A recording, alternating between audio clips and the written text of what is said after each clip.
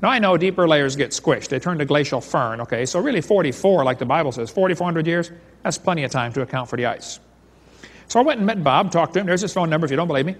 I said, Bob, you dug the airplane out, is that right? He said, yes, sir. There was a crew of us, but I was on that crew. I said, Bob, when you melted down to get to the airplane, did you melt through ice rings? He said, oh, yeah, there were many hundreds of them. I said, wait a minute. How do you get hundreds of annual rings in 48 years?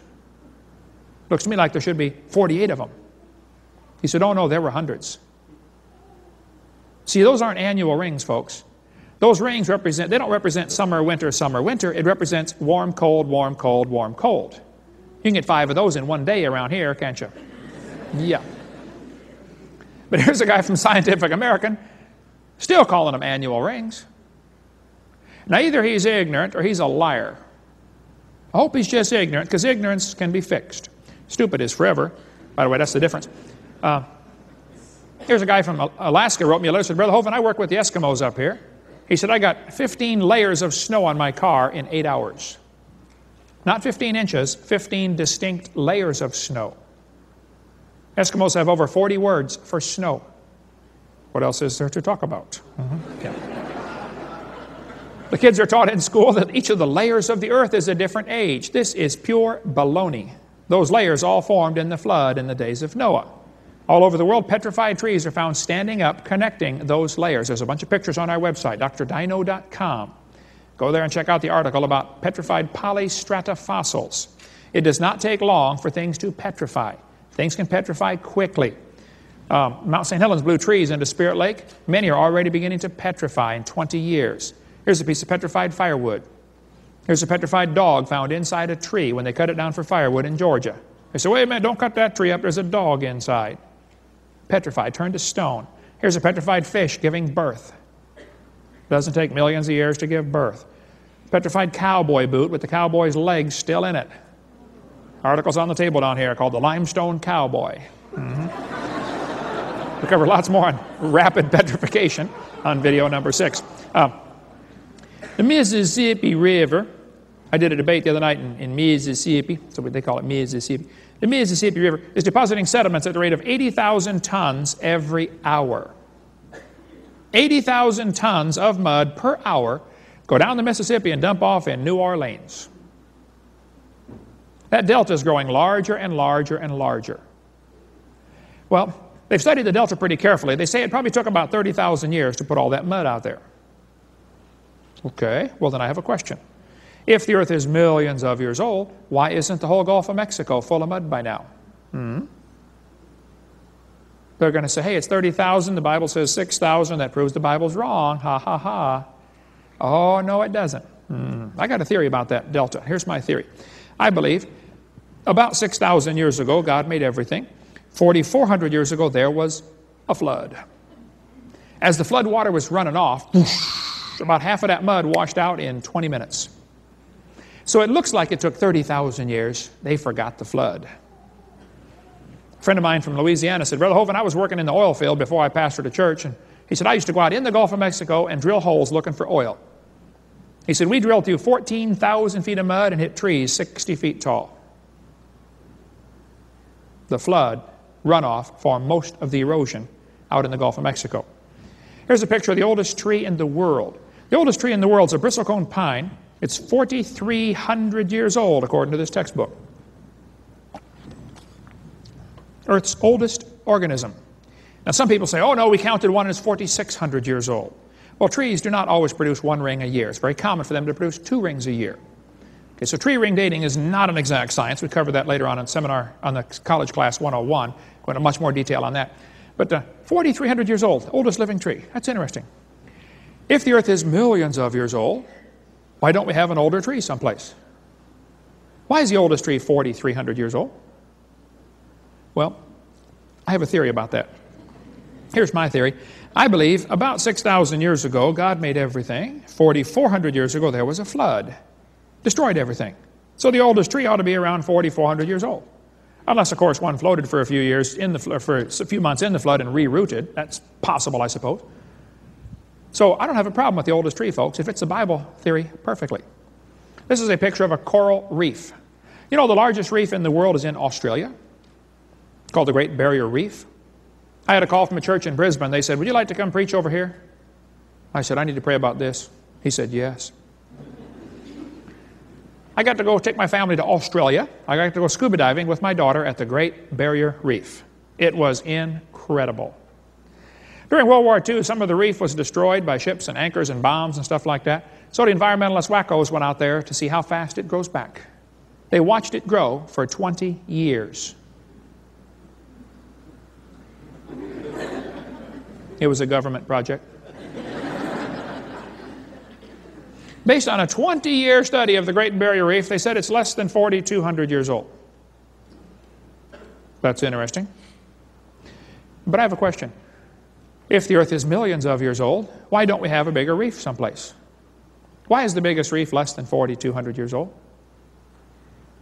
Well, I have a theory about that. I bet you know what it is, don't you? You can figure it out. Okay. Here's a picture of Niagara Falls.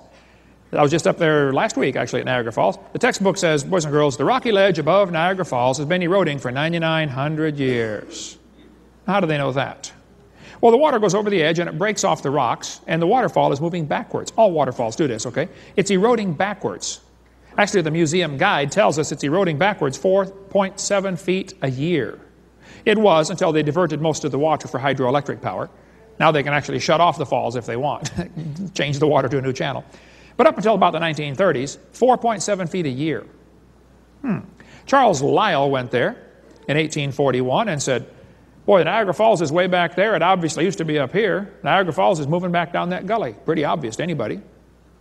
That gully's 7 miles long. Now, Lyell said it's 10,000 years to erode all that. Later, he changed it to 35,000 years. The people who lived there said, Charlie, it erodes a whole lot faster than that. Now, Charles Lyell's the guy that wrote this book right here, Principles of Geology. Charles Lyell did not like the Bible at all. He was looking for some way to discredit the Bible. This is the book that destroyed Darwin's faith, by the way. We get into a whole lot more of that on video number 4 about Charles Lyell's book. But he made up these numbers purposely to try to discredit the Bible. He knew, though, that Niagara Falls put a time limit. There was a limit to how long it could have been eroding. It runs over the falls into the gully, 7 miles long. This textbook says it took 7.5 miles. It took 9,900 years to make that. Oh, I don't think it's quite that simple. See, Niagara Falls is right there. It used to be further north. It's eroding south. Well, if the Earth is millions of years old, why hasn't it eroded back to Lake Erie by now? Why is Niagara Falls right there? Well, I have a theory about that. Now, here's my theory. I believe about 6,000 years ago, God made everything. 4,400 years ago, there was a flood. As the flood water was running off, whoosh, about half of that gully washed out in 20 minutes. Because you had lots more water and soft rock. Hadn't hardened yet, remember, from the flood? It erodes much quicker when it's soft. So it might look like it took 9,900 years. No, they forgot the flood. They also forgot to get their numbers right. It should have been 8,400 had they used the right divider, but oh well. Public school textbook, what do you expect? You know, when it rains, 30% of the water runs into the ocean, bringing with it mineral salts. The oceans are getting saltier every day. Today, they're 3.6% salt. They could have done that in a few thousand years. So the question would be, if the oceans are millions of years old, why aren't they saltier like the Great Salt Lake, the Dead Sea, Salton Sea? Why only 3.6%? One atheist I debated one time said, Hovind, if you believe that flood, would you please tell me how the freshwater fish survived the flood? I said, well, sir, aren't you assuming the flood was salt water? He said, the ocean is salt water. I said, well, yeah, it is today. But I suspect during the flood it was mostly fresh water. It might have been, you know, tangled up mess a little bit with the flood going on, but I think mostly fresh water. And I think the oceans have gradually become saltier, and some animals have actually adapted to salt water. And today we have freshwater crocodiles and saltwater crocodiles. And they probably had a common ancestor, a crocodile. He said, see, that's evolution. I said, oh, it is not. Going from a freshwater croc to a saltwater croc is a minor change compared to what you believe. So you believe they changed from a rock to a croc. That would be a major change. How many of you have ever gone into a cave and the guide said, don't touch the formations, they take millions of years to form? Sure, they got the same speech at every cave, don't they? Go to Carlsbad. It took 250 million years with tiny drops of water. They say it takes 1,000 years to grow 1 inch. I don't think so. Here are some 50-inch stalactites growing under the Lincoln Memorial. It was built in 1922. There's a bat covered up with flowstone. Didn't even have time to rot. He was preserved by stalagmites, which grow even slower. There's 2-inch stalactites growing off a refrigeration shed in Pensacola, Florida. There's a building in Indiana that was only open for 40 years, and the basement was getting full of flowstone formations in 40 years. This picture shows the inside of a cave that was shut down for 55 years in Australia. It's now full of stalagmites, stalactites, ribbons, columns in 55 years. There's 2 people inside that circle for scale. There's a 13-inch stalactite growing off a pipe, dripping water in a building built 7 years before this picture was taken in Herbert Field near Pensacola, Florida. On the bottom was a stalagmite. They broke it off and gave it to me. 7 years. It's in my museum. In Texas, they built a place for cars to park for the University of Texas in Austin. They had to put a pan up to catch the drips because there's stalagmites growing on people's cars parking underneath them. A guy in Wyoming had a hot spring in his property. He stuck a pipe in it about 100 years ago. Water came out the pipe and ran down the sides. They called it the teepee fountain. And everybody thought, wow, that's cool. He's got a fountain in his yard. Well, as the water ran down the side, some of it evaporated, leaving behind mineral deposits. How many have seen those mineral deposits in your sink before? Okay, the guy died, and they left the pipe sticking in the yard. Here it is, 100 years later. That would take some lime away, wouldn't it? Don't tell me it takes millions of years for these formations to form. It does not. You're confused or you're lying to somebody, because it doesn't. The guy down the road put a pipe in his yard later. It's not quite as big, but still, it's pretty impressive. At the current rate of erosion, the continents are going to erode flat, be gone in 14 million years. We have landslides, mudslides, ground creep, mass wasting, exfoliation, avalanches. Does the ground ever fall up? It's always down, isn't it? Well, then why do they tell us we've got fossils that are 300 times older than that, still above sea level? One atheist said, Hovind, don't you know the crust of the earth is sometimes rising, sometimes sinking? You know, you get volcanoes. Sedimentary rock? Well, no. Well, that's where fossils are found, folks. Sedimentary rock. Think about it. You could drive out west or fly out west and just look out the window of your airplane once in a while. There are erosion patterns all over this planet that are incredibly huge in places where it hardly ever rains. Grand Canyon had to be formed in a matter of a few weeks. We cover that on video 4. It did not form slowly by the Colorado River. There are ripple marks that are a mile apart. Huge ripple marks in southern Iraq. Evidence of a massive amount of water moving rapidly. A flood is the best explanation for this. Zagros Mountains. The oldest languages in the world are about 6,000 years old, less than 6,000 years old. But that fits what the Bible says. The Chinese calendar says this is the year 4703. Of course, they might have started with Noah. As far as Noah was concerned, the flood was a one-year cruise. It didn't start his life, you know. Or Shem lived 100 years before the flood. Might have started with Shem. I don't know what they started with, but they think Fuhai is the father of their civilization. Hebrew calendar said this is the year 5763.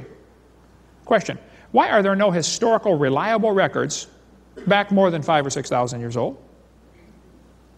I wouldn't trust the Egyptian calendar. They stretch all sorts of things in the Egyptian calendar. We covered that video 7, I believe. Folks, the evidence for a young Earth is overwhelming, but the students are never shown this. They're only shown the Earth is billions of years old because they have to have billions of years to fit their theory.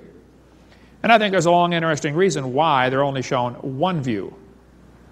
They're afraid the kids might come up with a philosophy like our founding fathers had. You know, belief in creation. And if folks start believing in creation like our founding fathers, they don't make good slaves. The Declaration of Independence said, we hold these truths to be self-evident, that all men are created equal.